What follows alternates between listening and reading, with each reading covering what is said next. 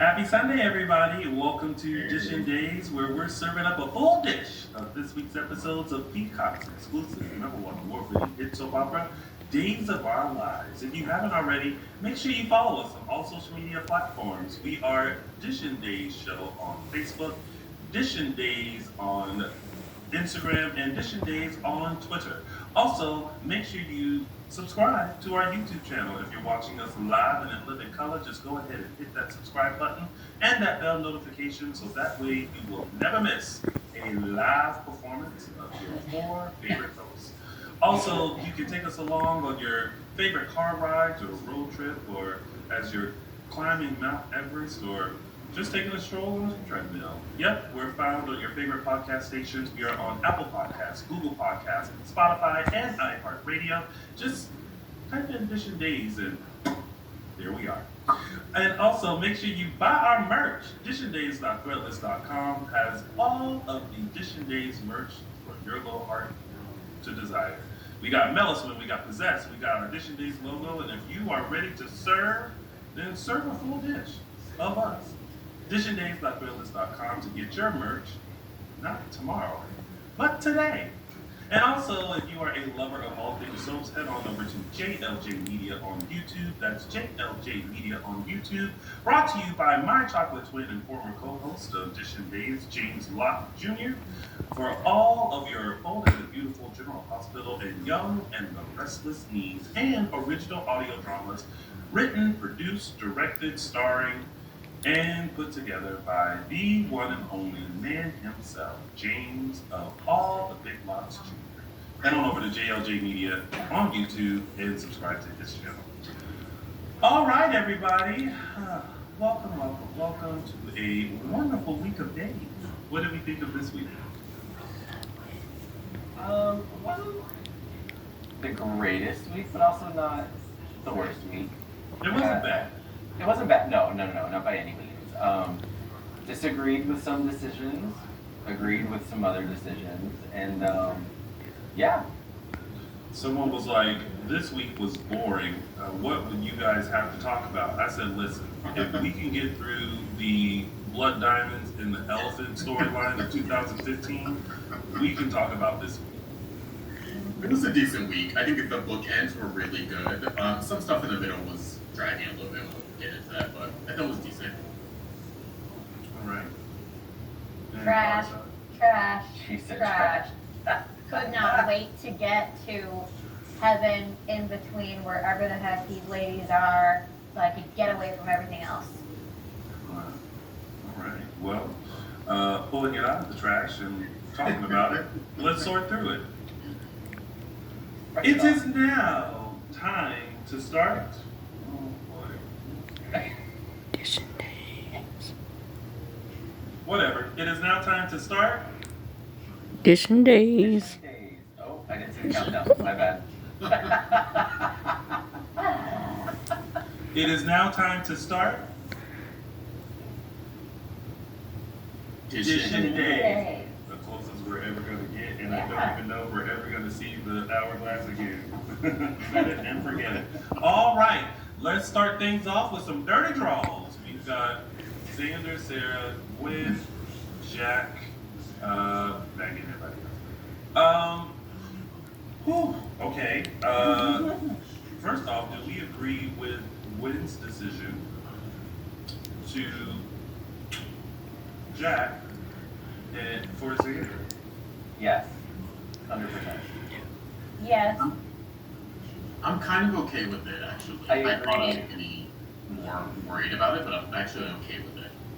I agree with Jack giving the ultimatum, and I'm okay with Gwen taking the ultimatum or whatever, or, you know, he made very good points, and I think it actually, if I would have just been like, no, if she like was like, oh, I'll try to be good again. She's clearly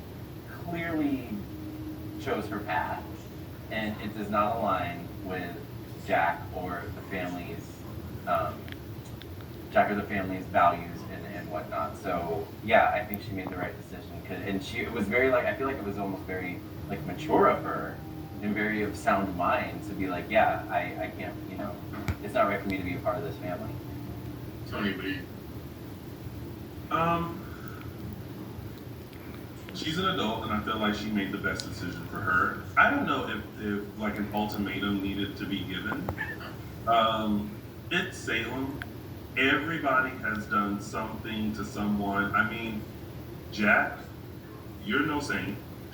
And what if like people didn't forgive you for some of the things that you have done?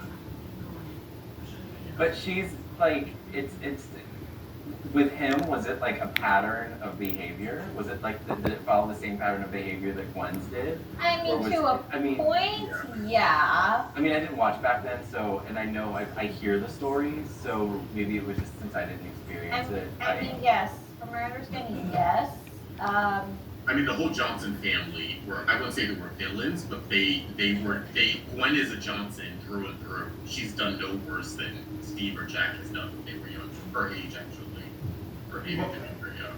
And not to like justify, but like, you know, when Gwen hit the scene, like she had every right to be upset. You know, she didn't have the full story about, you know, why Jack didn't like, you know her and why he wasn't a part of her life. But she had every right to come in and like, you know, have that vengeance, you know. And yeah, we all make bad mistakes or silly mistakes or whatever, but in this case, I think one of the things that keeps being brought up is, you know, Xander kidnapped someone and someone ended up dead.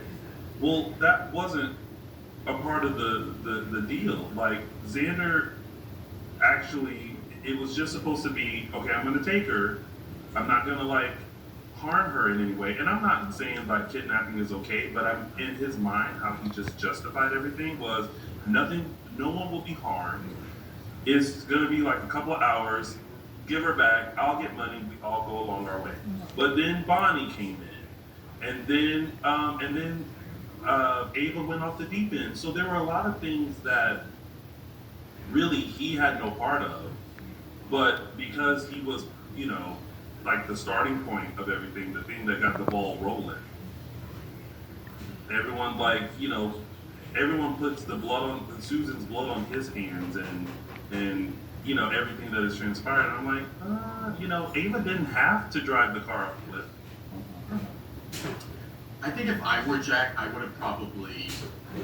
probably wouldn't have given her the ultimatum. I may have asked her to like move out and like get her own place and like maybe like have a talk about boundaries. But like we've been saying, this was, I wouldn't say this. Well, this is probably the least offensive thing she's done, where she came in as an accessory after the fact, and it was really all about like, I want to help this person who I used to be involved with, I used to love. I'm not going after him romantically, but I'm trying to help him as a friend. And that's where she was coming from, and I feel like that got lost in Jack. With him, it was all about, Susan died, you did something wrong, now here's the ultimatum, where it was like, God, if you forgave her for the other things, like, this really wasn't that bad. I mean, this was like something anyone in Salem, even the good people, can get sort of roped up into, is sort of like helping someone after the fact, or, you know, trying to, lend a hand and understanding they didn't mean for the stuff with Susan to happen, but, so I don't necessarily blame Jack, but I also was like, I was okay, that made me okay with Gwen's decision to be like, and it's also not 100% about Xander, it's also about her too, like, do you now give in to that every time you do something wrong? Is Jack gonna come back and say, you've disappointed me again? Like, it's, you know, it's a weird sort of like loop to find yourself in with your father. Yeah. She's